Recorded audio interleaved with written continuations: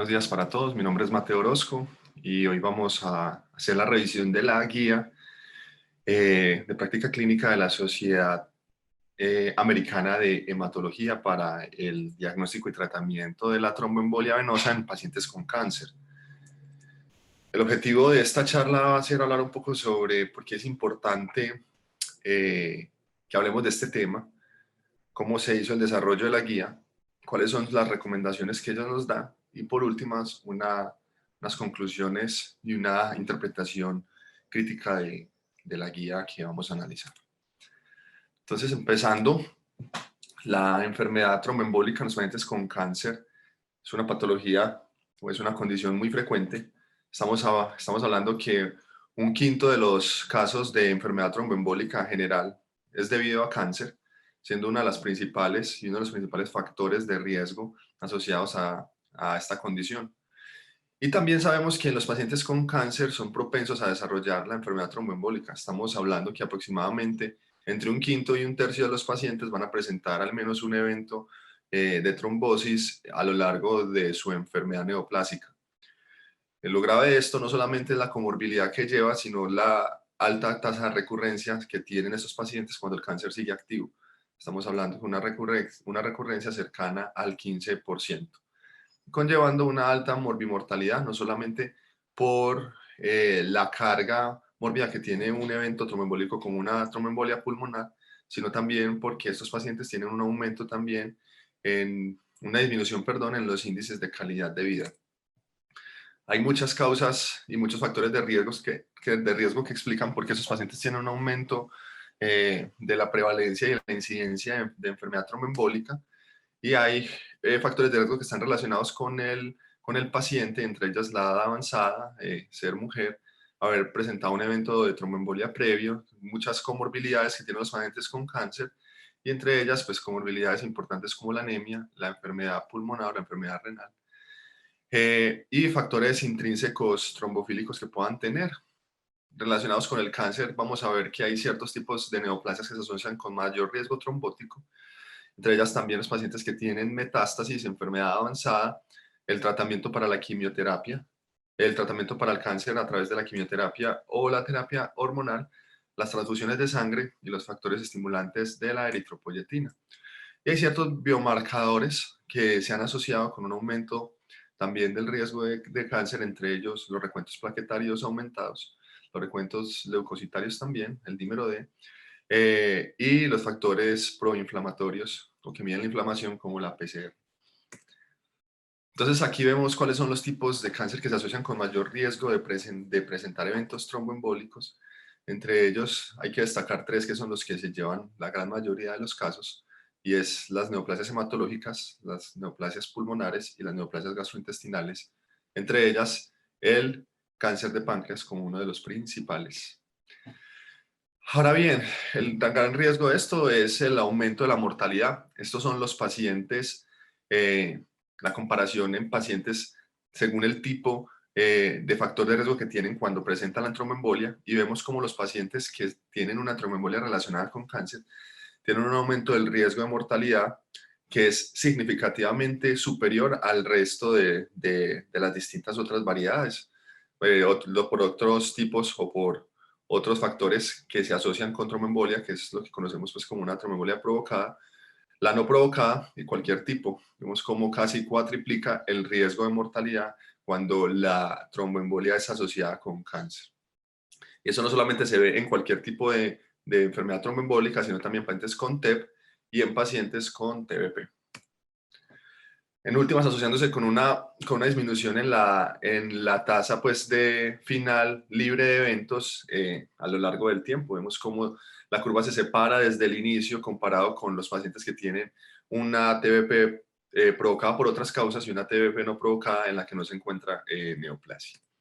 Es por eso que es importante establecer el riesgo que tienen estos pacientes de presentar un evento tromboembólico cuando se les va a iniciar la terapia específica para el cáncer o la quimioterapia. Y esto fue lo que intentó hacer Khorana y sus colaboradores en el 2008 con este estudio publicado en la revista Blood, en el cual determinaron 5 variables que se asociaban con el riesgo de presentar eventos tromboembólicos al inicio de la quimioterapia.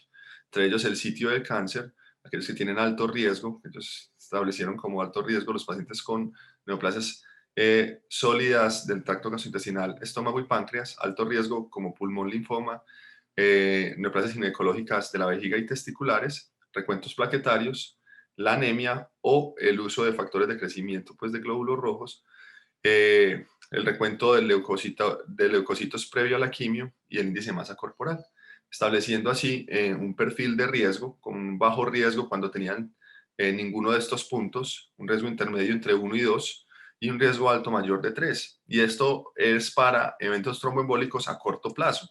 Estamos hablando de un riesgo de trombosis a 2.5 meses y es un riesgo bajo de 0.8% para los pacientes que tienen un score bajo, un riesgo intermedio de 2% para los que tienen un score intermedio y para los que tienen un score alto, el riesgo a 2.5 meses de presentar un evento trombótico es del 7%.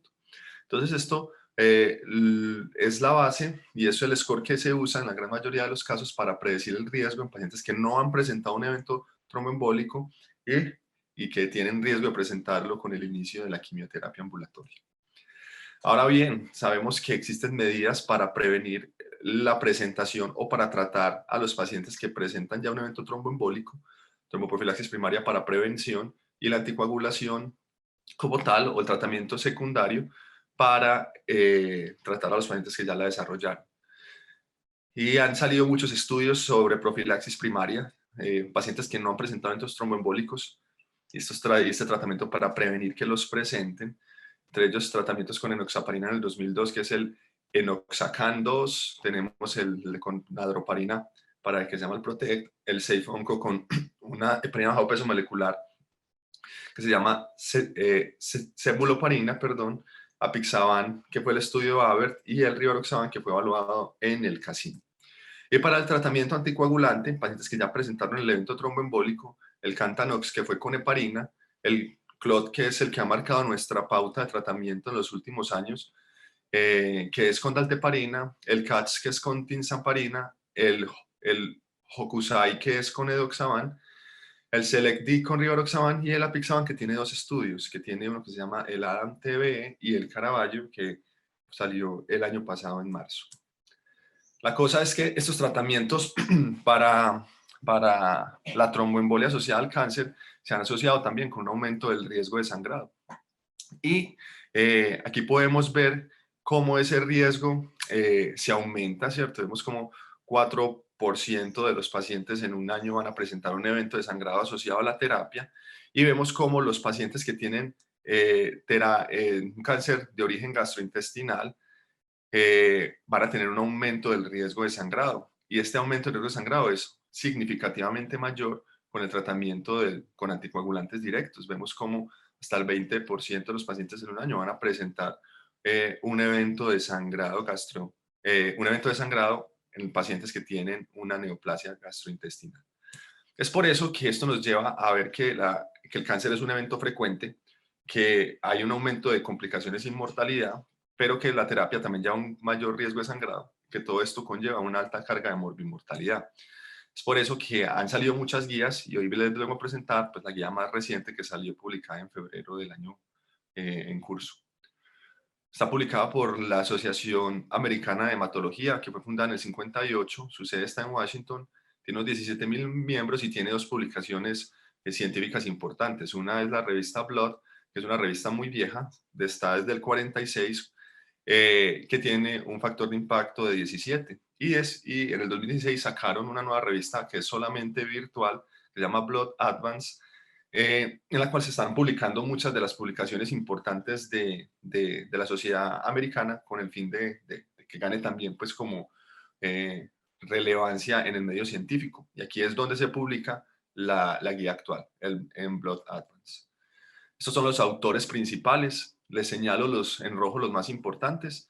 Gary Lyman y Matt Carrier como autores principales y Pablo Alonso como coautor principal. Y les señalo también al doctor Corana, que fue el que escribió, el autor principal del artículo donde se describió el score que lleva su nombre. Holger Schunemann, muy importante porque es una de las mentes que creó el GRADE, que es el protocolo con el que se realizó esta guía. Y le señalo a estas dos señoras, a Jackie Cook, perdón, y a Elizabeth Sexton, que son representantes de los pacientes. Jackie Cook solamente ayudó en la elaboración de las preguntas, pero Elizabeth Sexton también ayudó a escribir el artículo. Entonces, digamos que la guía tuvo en cuenta a los pacientes. Voy a hablar muy someramente de esto. Gary Lyman es un hemato-oncólogo de la Universidad de Washington, profesor de la Universidad de Washington. Trabaja en este centro de investigación del cáncer y tiene 503 publicaciones, la gran mayoría relacionadas con cáncer hematológico y con el tratamiento de la enfermedad tromboembólica. Y estos son los conflictos de interés que reportan en el artículo, sobre todo con los anticoagulantes directos. Mark Carrier es un hematólogo de la Universidad de Ottawa y es el director, jefe de hematología del hospital. Tiene 216 publicaciones, la gran mayoría también relacionadas con tromboembolia y cáncer. Y estos son los conflictos de interés. Vemos también con anticoagulantes directos y con heparinas de bajo peso molecular. Pablo Alonso es un médico, un doctor en epidemiología y es uno de los investigadores jefes del Centro Iberoamericano de Cochrane y es el director del abordaje GRADE de España y trabaja en el Hospital Sant Pau de Barcelona. También la gran mayoría de sus publicaciones ya están relacionadas con la estrategia GRADE y ahí tiene 262 publicaciones en PubMed. Y lo que es claro es que estas personas lo que hicieron fue ayudarse de McMaster, que es la universidad en la que se escribió por primera vez el enfoque GRADE, y se contrató a esta universidad para realizar en últimas la guía, para realizar las revisiones sistemáticas, revisar los metaanálisis, ser los encargados de coordinar la realización de las guías. Y estos son los investigadores que fueron los que realizaron las guías, que son de la Universidad de McMaster. Es completamente financiada por la Sociedad Americana de Hematología. Los panelistas, que fueron los que les mencioné, recibieron unos viáticos por los viajes. Los representantes de los pacientes se les ofreció dinero, pero ellos no aceptaron. Y a la Universidad de McMaster se le pagó pues, por hacer esta guía y no hubo dinero pues, de casas farmacéuticas, al menos directamente. Ahora muy bien, el enfoque GRADE es importante tenerlo en cuenta, en el cual vamos a ver que hay una formulación de unas preguntas de investigación. Se deben seleccionar los desenlaces a evaluar en estas preguntas, se hace una búsqueda de la evidencia, se hace un resumen y en última se califica la calidad de la evidencia para poder dar unas recomendaciones. La calidad de la evidencia se va a calificar en 4 grupos, teniendo en cuenta un nivel de evidencia alto cuando hay una seguridad de que el efecto real de la intervención se encuentra cerca de la estimación que se está dando en la guía, moderado cuando se cree que probablemente esté cerca de esa estimación también, pero puede ser diferente, bajo cuando se cree que es diferente y muy bajo cuando muy probablemente es diferente este efecto. Esto en última nos lleva a las recomendaciones y el enfoque GRADE hace recomendaciones fuertes y débiles, siendo fuertes en las que se recomienda que sea seguida por casi todos los pacientes y débil cuando debe ser individualizada la recomendación. Y eso no solamente es con base a la calidad de evidencia, sino también al balance de riesgo-beneficios, a los valores y preferencias de los pacientes y a considerar también la parte económica.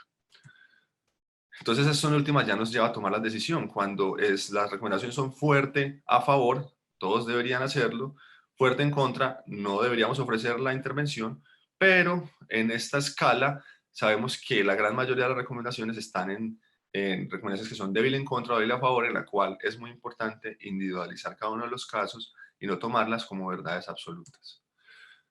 ¿Qué es lo que hace la guía? La guía no habla de recomendaciones débiles, sino recomendaciones condicionales, que en última son recomendaciones débiles. Y también habla de recomendaciones fuertes, tanto para pacientes, para los médicos, para los que regeneran las políticas de salud pública y para los investigadores.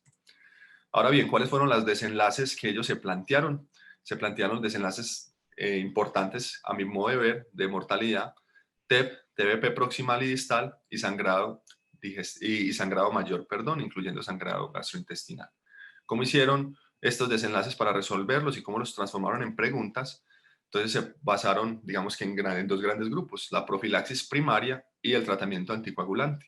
Yo les voy a hablar, porque la idea no es hacer un resumen completo de la guía, les voy a hablar sobre, para mí, las preguntas más importantes a resolver, que son pacientes ambulatorios, o sea, profilaxis primaria en pacientes ambulatorios, no en pacientes hospitalizados, ni llevados a cirugías, ni con catéter, sino ambulatorios, y hablar sobre el tratamiento anticoagulante a corto plazo, o sea, hasta los primeros 6 meses, y a largo plazo, mayor de 6 meses.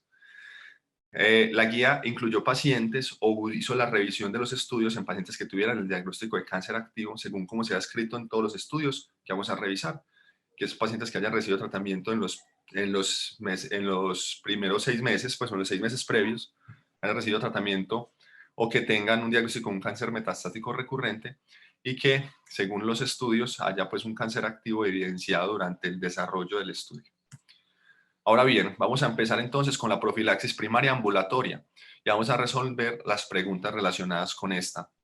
La primera pregunta que ellos se plantean, una de las preguntas que me pareció importante resolver, es si la tromboprofilaxis parenteral es mejor que la no tromboprofilaxis para estos pacientes. Entonces, de aquí salen varias recomendaciones que ellos hacen. Una importante es que si el paciente tiene bajo riesgo, según el score Corana, el juicio clínico y la experiencia del grupo que lo esté tratando, si tiene bajo riesgo, ese paciente no debería recibir tromboprofilaxis. Eso está dado por una recomendación que es fuerte, con una evidencia que es moderada. Entonces, esta recomendación es para que la sigamos. Un paciente con bajo riesgo no debería recibir tromboprofilaxis. El riesgo moderado, vemos que es una recomendación condicional, y les subrayo el riesgo alto porque es en la que la gran mayoría de los pacientes de los estudios que les voy a mostrar o el análisis que ellos hicieron están. Pacientes con riesgo alto, ellos recomiendan o sugieren mejor una tromboprofilaxis para estos pacientes, por encima de no darles tromboprofilaxis. Y esto lo hacen a partir de esta búsqueda que realizaron. Incluyeron 13 revisiones sistemáticas, de las cuales hay 17 estudios aleatorizados, de los cuales 5 son estudios chinos en los que no incluyeron datos individuales de los pacientes, por los cuales fueron excluidos. Se revisó en total 12 ensayos clínicos aleatorizados y ellos realizaron un metaanálisis incluyendo los datos individuales de estos pacientes. La gran mayoría de los pacientes tenían un cáncer abdominal o de origen torácico, de mama, de origen pélvico, de piel o del sistema nervioso central. Ellos en la guía dan este link que lo lleva a uno a lo que les voy a mostrar, que es como una interpretación interactiva de los resultados de los estudios y el metaanálisis que hicieron. Entonces aquí tenemos los desenlaces, tenemos los efectos absolutos cuando no se dio tromboprofilaxis, cuando se dio tromboprofilaxis parenteral, el riesgo relativo o el efecto relativo y la evidencia que ellos le dan a estos resultados. Para mortalidad y para sangrado mayor no hubo diferencias estadísticamente significativas. Vemos que para mortalidad hubo 500 personas que murieron por 1000 personas en el grupo de no tromboprofilaxis y vemos que se murieron 485 por 1000 personas en el grupo de tromboprofilaxis. Una reducción absoluta del 15, de 15 muertes por 1000. Sin embargo, esta diferencia no fue estadísticamente significativa. Lo mismo ocurrió en el sangrado mayor. Si bien absoluto hubo mayor sangrado en los pacientes que recibieron tromboprofilaxis, este sangrado no fue estadísticamente significativo y vemos cómo el efecto hubo pacientes en los cuales el efecto fue protector y en otros en los que el efecto, como la gran mayoría, fue dañino. En lo que sí hubo diferencias importantes fue en la reducción del riesgo de eventos tromboembólicos. Este es cualquier evento tromboembólico. Vemos cómo hubo una reducción del riesgo relativo de aproximadamente 43% para cualquier evento y de 47% para el desarrollo de la tromboembolia pulmonar. Esto fue basado en casi 8.000 pacientes de los dos estudios que les mencioné, con una evidencia que es alta.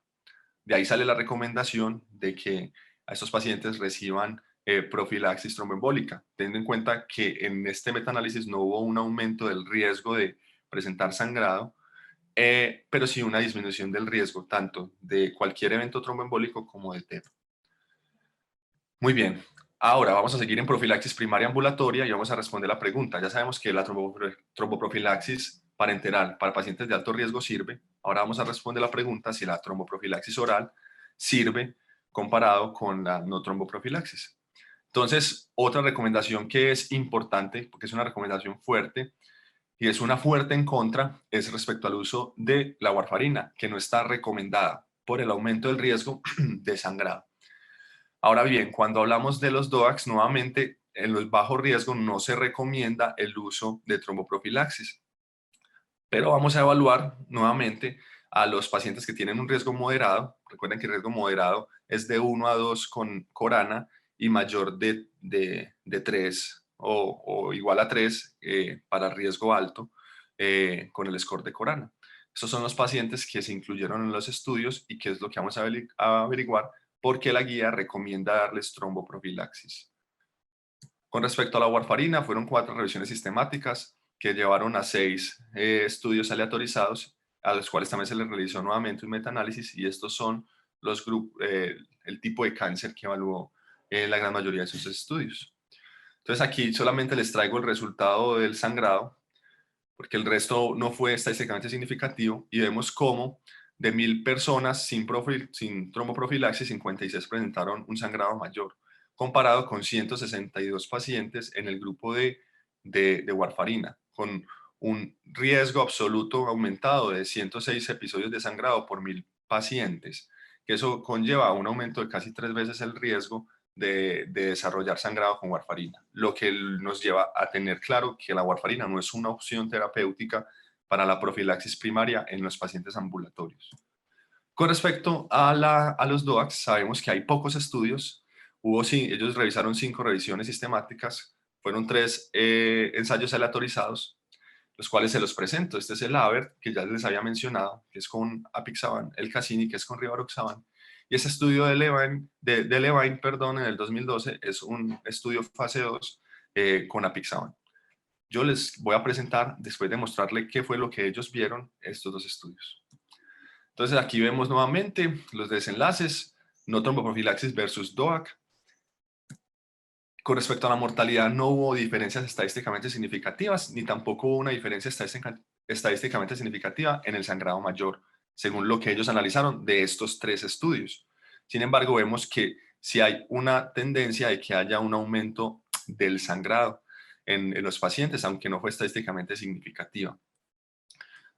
Ahora, ¿qué es importante tener en cuenta? Que para ellos, en esta revisión que hicieron, hubo una reducción del riesgo de pacientes para el desarrollo de TEP, una reducción del riesgo del 52%. Sin embargo, esa reducción no se vio en pacientes para el desarrollo de TBP. Ahora, porque ellos le ponen evidencia moderada y dicen que hay imprecisión, es porque ellos mencionan que esta tasa de desenlaces es muy baja y que esto podría pues asociarse con una tasa pues aumentada de que lo que encontraron haya sido por el azar. Sin embargo, vamos a revisar los 2 estudios en los cuales ellos se basan en estos resultados y ver si hay un impacto importante en la reducción de los eventos tromboembólicos. Entonces, el primero es el Cassini, es un estudio publicado en el 2019 en el New England Journal. Les quiero llamar la atención que el autor principal es el doctor Corana, que también está en la guía, y el otro autor importante es el doctor Lyman, que también está en la guía como en cabeza pues, de la publicación que les estoy presentando.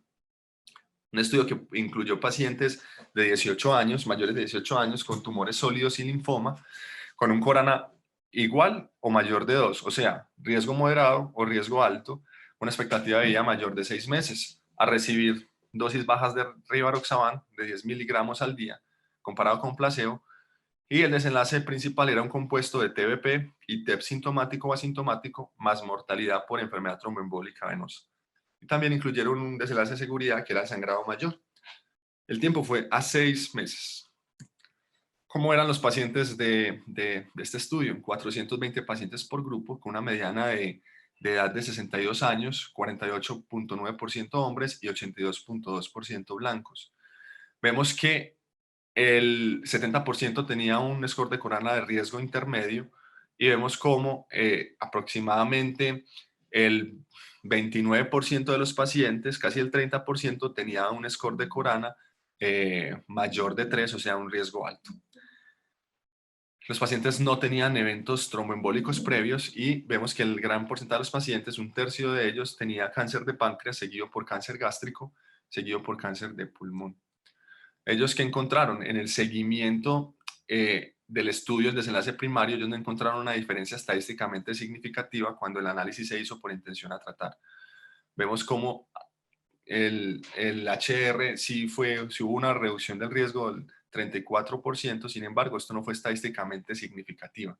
Sin embargo, ellos hicieron otro análisis posterior en el cual incluyeron a solamente los pacientes que recibieron el rivaroxaban de una manera...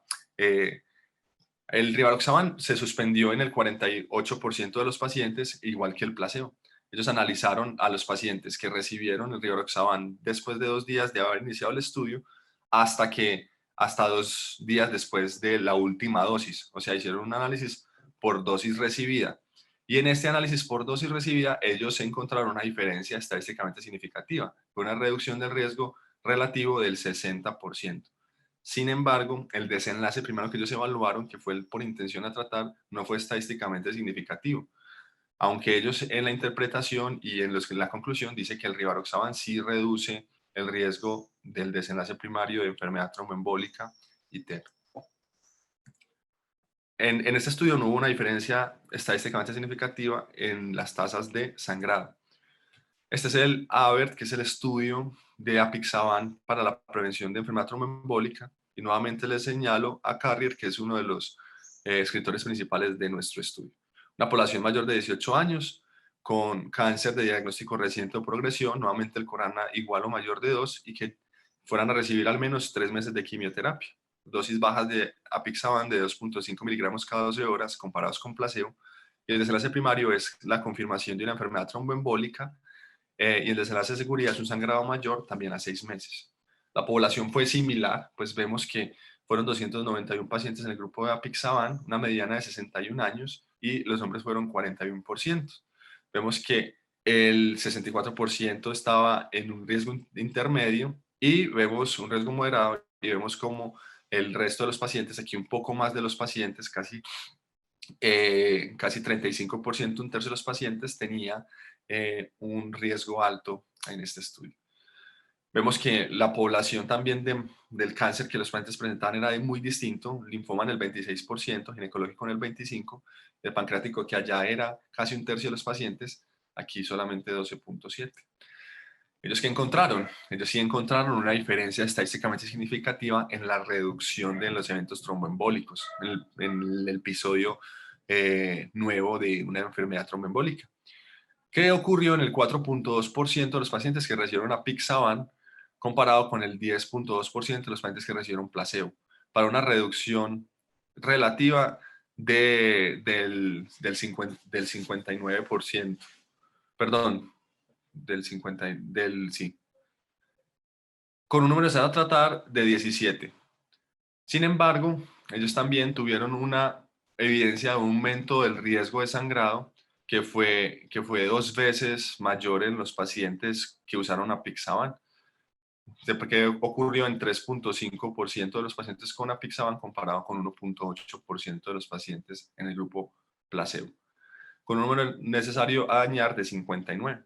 Entonces, la gran mayoría, si ustedes recuerdan la tabla que yo les mostré en relación con los análisis que ellos hicieron, ellos mostraron una reducción del riesgo de enfermedad tromboembólica, principalmente de TEP, es porque este desenlace que ellos encontraron, el gran porcentaje de los pacientes que presentó una disminución fue en TEP.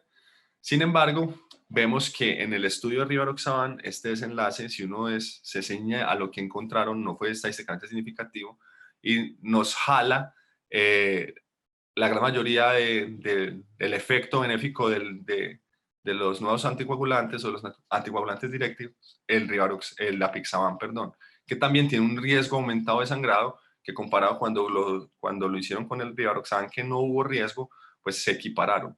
Sin embargo, vemos que son poblaciones muy distintas y que usted tiene que saber que con apixaban sí va a encontrar una disminución del riesgo, pero a expensas de sangrado. Ahora, muy bien, vamos a hablar ya de los tratamientos anticoagulantes.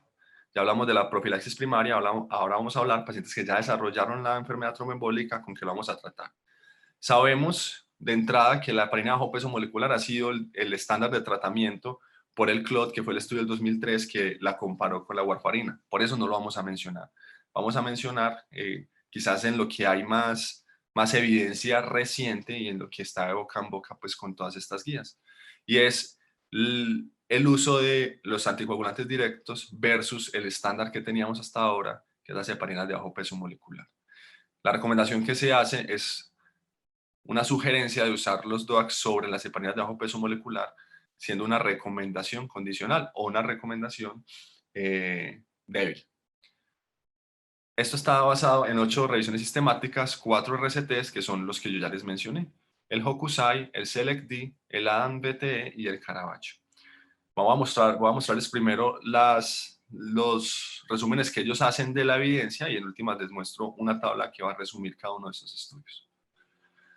Entonces, no hay una diferencia, según el análisis y el metaanálisis que ellos realizaron, no hay una diferencia en la mortalidad, y pareciera haber un aumento del riesgo de sangrado que no fue estadísticamente significativo. Y nuevamente, aquí hay bajas tasas de eventos por 1000 personas años, pero absoluto hay un aumento de 11 casos de sangrado por 1000 personas años, según el análisis que ellos realizaron. En lo que nuevamente ellos encontraron beneficios con los DOACs es en la reducción de la presentación de un evento tromboembólico recurrente, sin diferencias en la recurrencia de TEP. Entonces aquí vemos como 38 pacientes presentaron recurrencia con heparina de bajo peso, comparado con 24% de los pacientes, con 24 pacientes por 24 eventos recurrentes por 1000 pacientes, con una reducción de 14 eventos tromboembólicos por 1000 pacientes, con una reducción del riesgo de 0.62. Ahora bien, ¿ellos de dónde basan pues esta evidencia? Esta es la tabla que les quiero mostrar de los distintos estudios que se han publicado, que se vienen publicando desde del 2018 al 2020, siendo el último que se publicó el Caravaggio el año pasado. Entonces, el Hokusai es el estudio que evaluó el edoxaban versus la dalteparina. Es un estudio que se hizo por 6 meses y un análisis post-hoc a 12 meses. El tratamiento para todos de dalteparina es lo mismo que incluyó el estudio CLOT: 200 unidades kilo día por 30 días y después 150 unidades kilo día por 6 meses, que fue lo máximo que llevó pues como el estudio CLOT.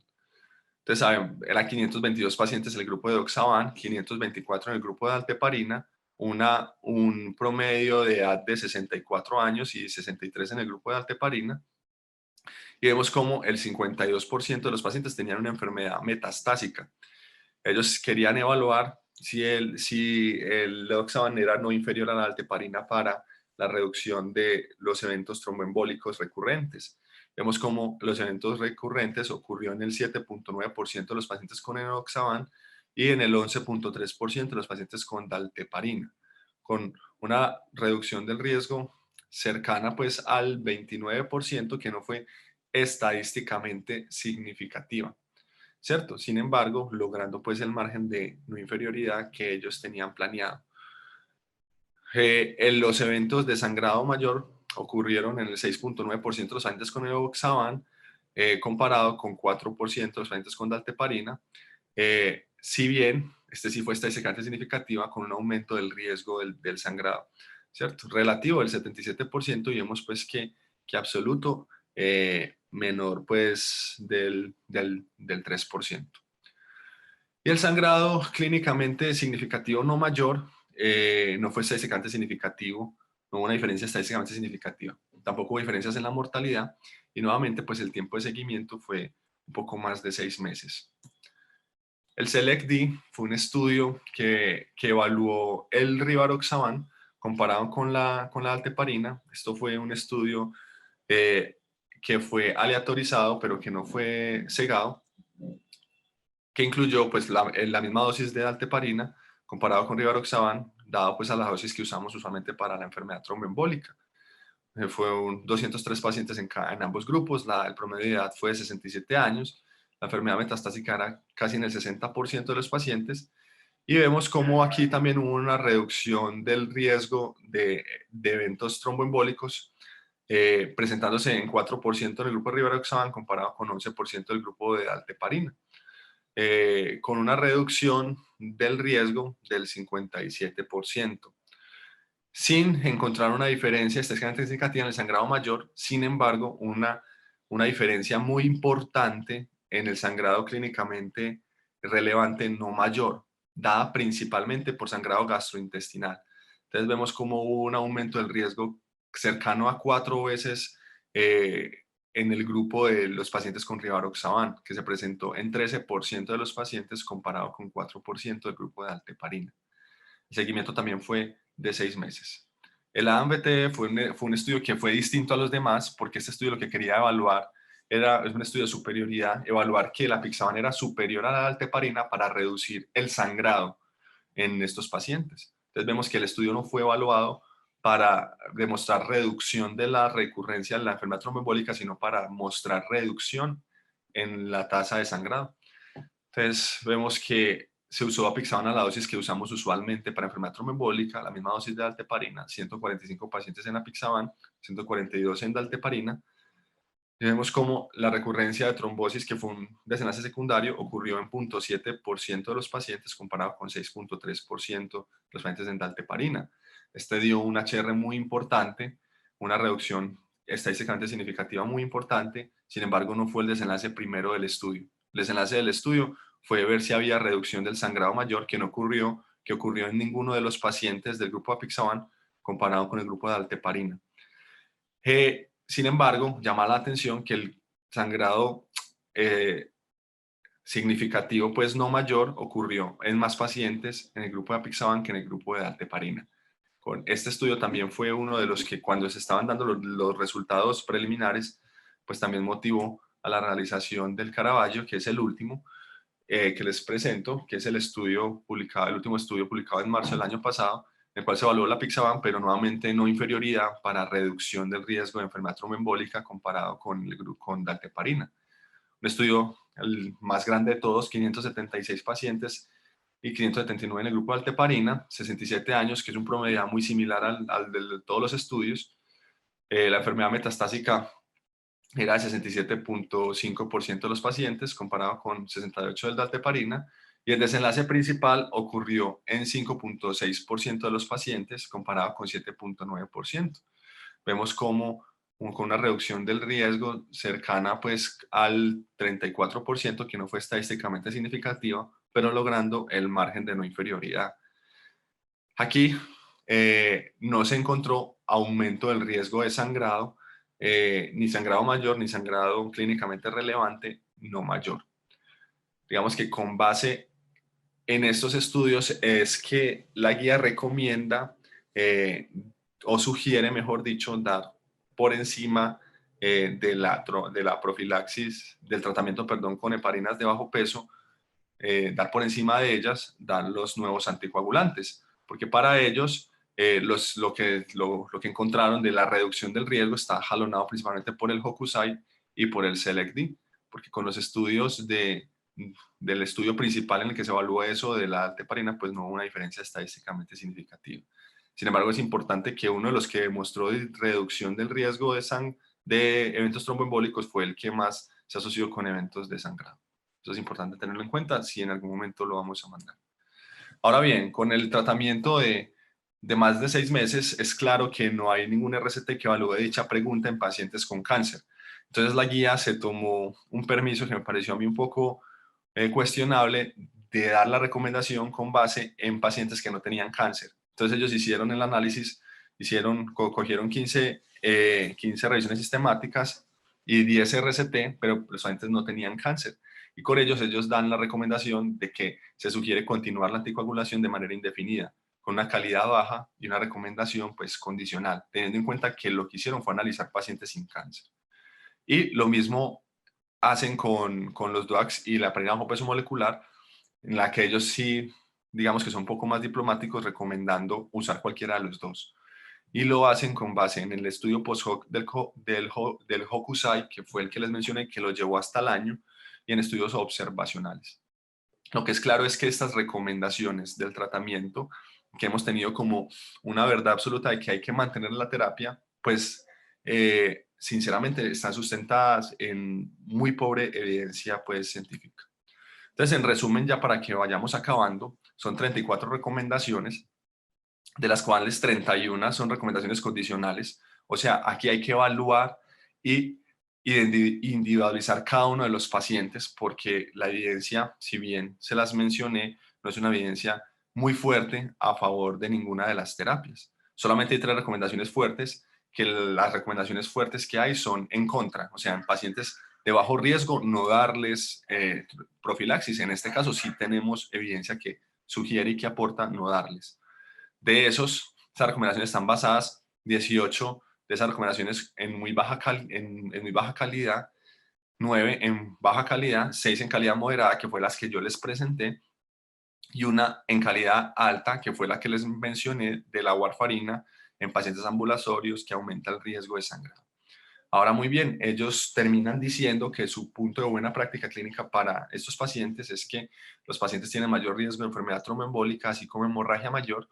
Cualquier consideración de tromboprofilaxis o tratamiento debe basarse en una evaluación del riesgo individual de pacientes para trombosis y hemorragia mayor, después de una discusión completa de los beneficios y los daños. En últimas, esta guía simplemente lo que propone es que usted tenga en cuenta las recomendaciones que da, pero que siempre individualice cada uno de sus pacientes, porque la evidencia no permite dar recomendaciones fuertes frente al tratamiento y la prevención de estos pacientes.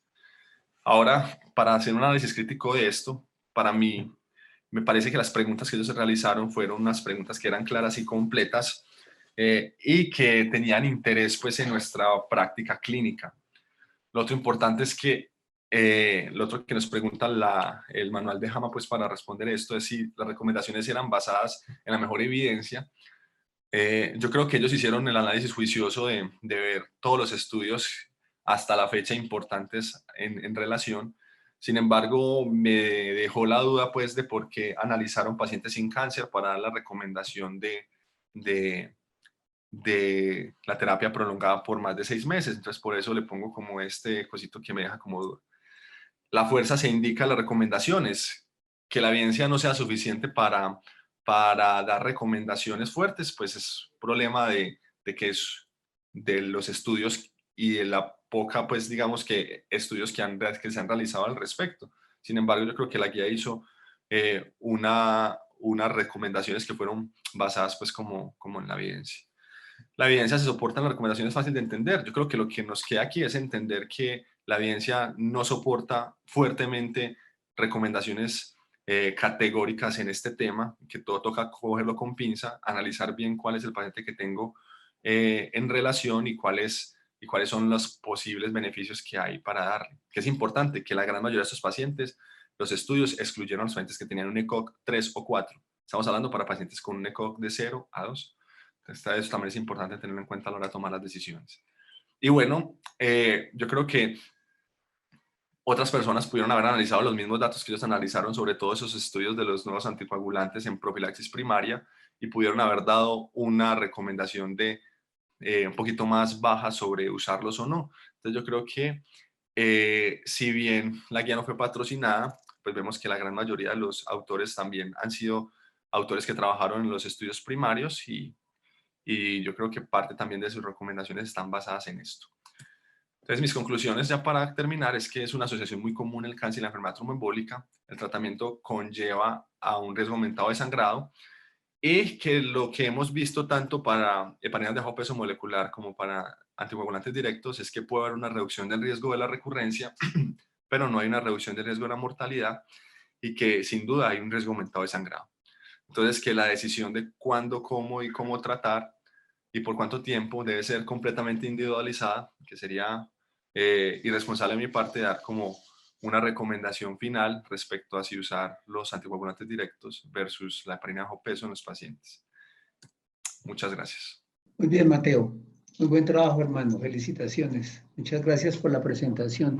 Mientras estamos atentos y mientras está atento a las preguntas de los participantes, Yo tengo dos inquietudes, hermano. No sé si la guía era específicamente concentrada en tratamiento o porque creí entenderle la palabra diagnóstico al principio, porque es que me causa mucha curiosidad en profilaxis, que quizás sea el tópico más crítico acá. En profilaxis, las decisiones se apoyan sustancialmente, en su totalidad, en el puntaje de Corana para identificar pacientes de alto riesgo que se beneficiarían de profilaxis versus los de bajo riesgo a los que no deberíamos hacerle nada. Sin embargo, yo no estoy muy consciente, yo creo que ustedes han visto todos, Mateo y todos quienes nos escuchan, que en este concepto de la predicción y de los puntajes o de los modelos predictivos hay una extrema variedad y cambios continuos y en enfermedad tromboembólica venosa, así que más, que si el dímero D no sirve para descartar, que si este puntaje sirve para sacar el paciente de urgencias con diagnóstico de TEP. Es decir, puede haber muchas variaciones temporales, institucionales en poblaciones con respecto a la utilidad de los puntajes. Y mire que profilaxis en esta recomendación descansa fundamentalmente en Corana. Entonces, ¿qué dicen ellos de Corana? ¿Qué estudios hay? ¿Qué tanto está documentada la validación independiente, externa, Profe, prospectiva de sí, ese puntaje? es una excelente pregunta y bueno, yo no lo mencioné, pero también pues como que tuve esa duda porque ellos no hablan nada del diagnóstico de la enfermedad en la guía y tampoco mencionan por qué eligieron el score de Corana. Solamente mencionan pues que la estratificación del riesgo lo van a hacer con ese score. Es evidente que es el más usado, pero ellos no hacen pues como el análisis ni la comparación que realizaron como con los distintos tratamientos ni que les mencioné, ellas no lo hacen con el score de Corana.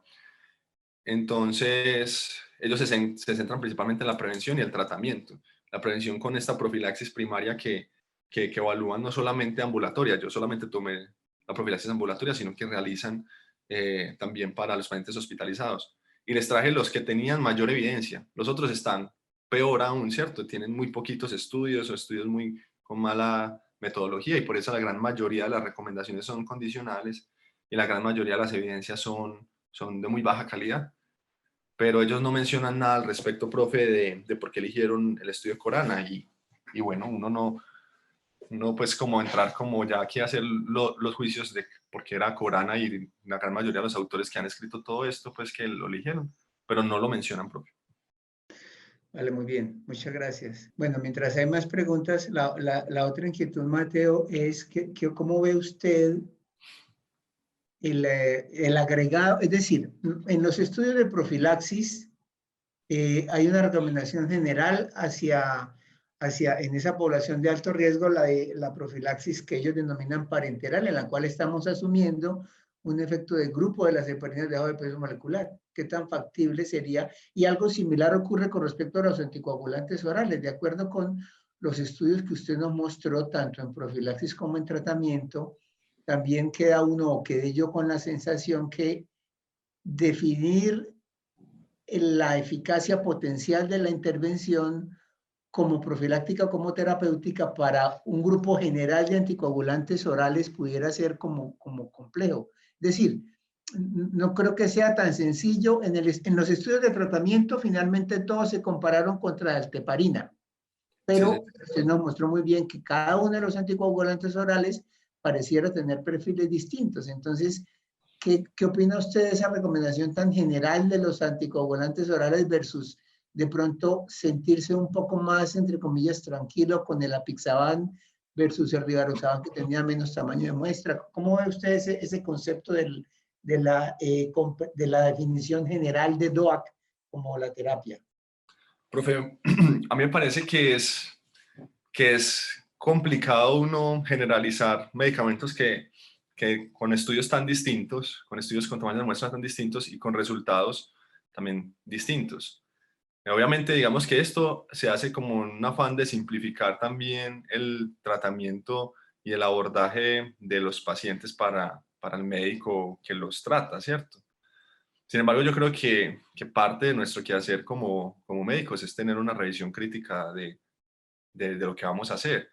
Y eso se denota, por ejemplo, en la profilaxis primaria con el Cassini y el Avert, en el cual vemos que el Cassini, si uno lo lee solamente y le da importancia por análisis de protocolo, en el cual hubo una reducción, pero uno mira el análisis de intención a tratar, que en últimas fue para el que fue diseñado el estudio, por el que se calculó el tamaño de muestra, en el cual no hubo una diferencia estadística significativa, uno pudiera pensar que tiene, digamos, que la misma efectividad que tiene, digamos, que tiene la Pixaban. Y también hay que tener en cuenta que son grupos completamente distintos, poblacionales, no solamente el medicamento al que se están enfrentando, sino también los pacientes. Vemos cómo habían pacientes o habían grupos en los cuales predominaban cierto tipo de neoplasias comparado con otras. Obviamente esto vuelve un poco más engorroso el quehacer médico cuando nos toca analizar cada uno de los posibles desenlaces de los pacientes según sus comorbilidades, según el tipo de cáncer. Pero yo considero que en este grupo poblacional en el cual el riesgo de sangrado es tan alto con estos medicamentos, uno debería darse la tarea de analizar cada paciente por igual y no meterlos en un costal que porque la recomendación es que demos DOACs voy a dar cualquiera. No, yo creo que sí tocaría a uno sentarse, voy a ponerle la Pixaban, voy a ver cómo era el grupo del Caravaggio, si me voy a basar en dar tratamiento anticoagulante, ver cómo era el grupo de Avert para poder hacerlo. Porque en mi modo de ver y después de revisar esto, los grupos son muy distintos y es una recomendación que bien ellos lo hacen en dejarla condicional, porque toca individualizar cada uno de los pacientes a la hora de tomar estas decisiones. Sí, muy complicado me parece, porque es indudable que es más cómodo para el paciente, para su familia, para todo el mundo, un tratamiento oral que un tratamiento subcutáneo, pero también es más o menos constante que esos tratamientos que parecieran ser más cómodos y más eficaces, también aparentemente conllevan un riesgo mayor de sangrado, que en estos pacientes es mucho más, es algo mucho más crítico. Carlos levantó la mano. Doctora Tensi, adelante. Sí, buenos días, profe, ¿cómo están? Hermano. Bien, bien. Mateo, muy buena presentación, hermano. Eh, Estuviste muy atento no solamente a las recomendaciones, sino a los autores que desarrollaron la guía, a las preguntas que hicieron, a cómo se seleccionó pues la evidencia y a los desenlaces importantes. Y finalmente estuviste muy atento a las recomendaciones que da la guía, fuerte, débil, a favor o en contra de cada una de estas preguntas.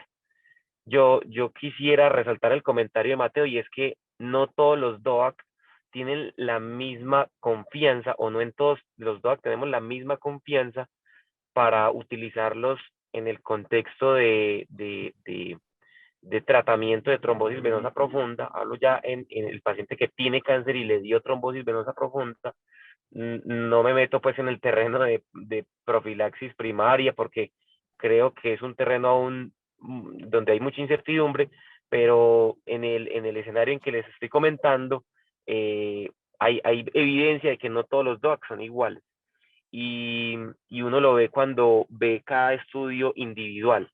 Es el caso de Apixaban, que tiene dos estudios muy buenos, el ATAIR y el Caravaggio, sobre tratamiento de pacientes con cáncer y trombosis venosa profunda, y uno que tiene un estudio muy pequeño, con pocos desenlaces, muy malo, que es el Rivaroxaban con el SELECT-D, ¿cierto? Entonces, creo que la guía sobresimplifica al llamarlos todos anticoagulantes orales directos y a darles una recomendación en su uso, pero estoy de acuerdo con el comentario de Mateo, cuando uno va a los estudios individuales, son muy distintas la calidad del estudio y la confianza que tenemos en ellos a la hora de elegir un medicamento en el paciente con cáncer y trombosis venosa profunda. De acuerdo, profe, muchas gracias. Mateo, por acá hay una pregunta por el chat. ¿Tiene cómo ver el chat ahí, Mateo? Sí, profesor. Un momento. Hay una pregunta, teniendo en cuenta los riesgos grandes de sangrado. A mí me parece, profe, no, a mí solamente me parece una que es porque asume la reducción de eventos en Cassini, teniendo en cuenta que el análisis por intención a tratar fue sin diferencia. Pero no está en la parte de comentarios de preguntas y respuestas, sino en el chat, Espérame, en espérame el un lado momento. derecho. Teniendo en cuenta los riesgos grandes de sangrado con profilaxis anticoagulante, ¿no sería mejor esperar el momento de presentarse la trombosis para iniciar su uso terapéutico? Bueno, esa es una muy buena pregunta. Yo creo que teniendo en cuenta, a ver, lo que decía el profe Atencia es cierto. Yo creo que en términos de profilaxis primaria, todavía falta como sedimentar bien la evidencia. Y yo siento que los DOACs, al menos con los dos estudios que hay, que es el Cassini y el ABERT, a menos para mi práctica clínica, yo me quedaría como muy, o sea, yo no los usaría. Primero porque el que mostró mayor disminución de la tasa de eventos, que fue el ABERT, porque vemos que el Cassini no, que fue el de la Pixaban, también hubo un aumento del riesgo 2 veces de sangrado. Entonces no sé qué tan importante sea la reducción de presentar por primera vez un evento tromboembólico, sabiendo que va a aumentar la probabilidad que sus pacientes en sangre. De pronto, en pacientes que tienen alto riesgo de enfermedad tromboembólica, o sea, que tengan un corana muy alto, les plantaría a los pacientes la probabilidad de usar heparina de bajo peso molecular, porque en estas revisiones y en los metaanálisis el riesgo de sangrado no fue estadísticamente significativo comparado con no usarlas, y si hubo una reducción tanto de la TBP como del TEP, que me parece un desenlace mucho más importante que solamente la TBP. Sería el escenario. No lo haría como una conducta como definida para todos los pacientes que vaya a tener con cáncer, y entraría a analizarlo con ellos, a plantearles la opción de una inyección para prevenirlo. Si ellos deciden que no, también me parece muy bien, porque lo que dice la doctora Gloria Martínez es cierto, ¿cierto? Si hay riesgo aumentado de sangrado, que puede que no haya sido evidente en los estudios, a menos estadísticamente significativo comparado con no darles profilaxis parenteral, está bien uno tomar la decisión de no hacerlo, cuando los beneficios no son en mortalidad, sino solamente en la prevención. Aunque a mí la prevención de TEP me parece uno de los desenlaces más importantes a la hora de evaluar los pacientes con TEP, pues con enfermedad tromboembólica. Sí, de acuerdo. A mí me suena similar la consideración, Mateo, pensando más en que existen más estudios. Si bien no pudiéramos decir que existe más evidencia, existen mucho más estudios con profilaxis parenteral, con heparinas de bajo peso molecular. Lo crítico es ese punto de identificar ese balance entre quiénes son los pacientes de alto riesgo para tener enfermedad tromboembólica venosa y también que tengan un riesgo menor de sangrado. Por eso me preocupa tanto ese corana, Mateo, porque tiene componentes variables que suenan paradójicas o problemáticas, por ejemplo, el recuento de las plaquetas, y tiene otras dificultades el puntaje, y es que sus valores se dicotomizan, lo cual también lo deja uno en enredos, porque es que plaquetas de más de 350.000 pueden ser 360.000 o pueden ser 700.000, y uno probablemente tenga pacientes diferentes ahí. Entonces, lo complejo es ese balance entre el paciente que podemos considerar que se beneficie con riesgo de tener una enfermedad trombólica venosa y a su vez con un riesgo relativamente bajo o normal, o en quien no esté aumentado el riesgo de sangrado, para poder saber si la profilaxis sí le va a beneficiar o no. Es lo complicado, bien complicado. Aquí le pregunta el doctor Painada otra cosa, Mateo, en el chat también. Sí, el doctor pregunta si con algún ECOG decidiría no anticoagular. Bueno, los estudios nuevamente excluyeron a los pacientes con ECOG 3 y 4.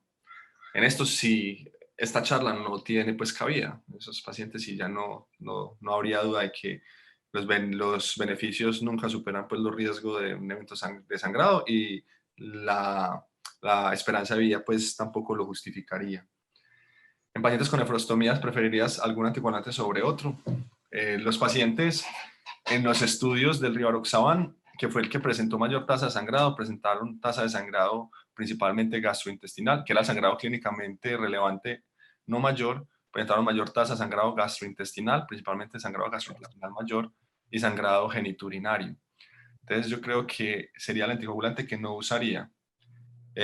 Si fuera a utilizar un anticoagulante directo, no hubo diferencias en el apixaban, en el sangrado gastrointestinal. Ellos lo incluyeron específicamente para evaluar eso, por lo que habían encontrado en el rivaroxaban, o lo haría con las heparinas de bajo peso. Y ya. Muy bien, hermano. Yo Muchas creo gracias, profe. que si no tenemos más preguntas, ya son las 8. Un Listo, éxito. profe. Muchas gracias, Mateo. Muchas gracias. Felicitaciones. Muy gran trabajo, muy buen trabajo, hermanito. Gracias, profe.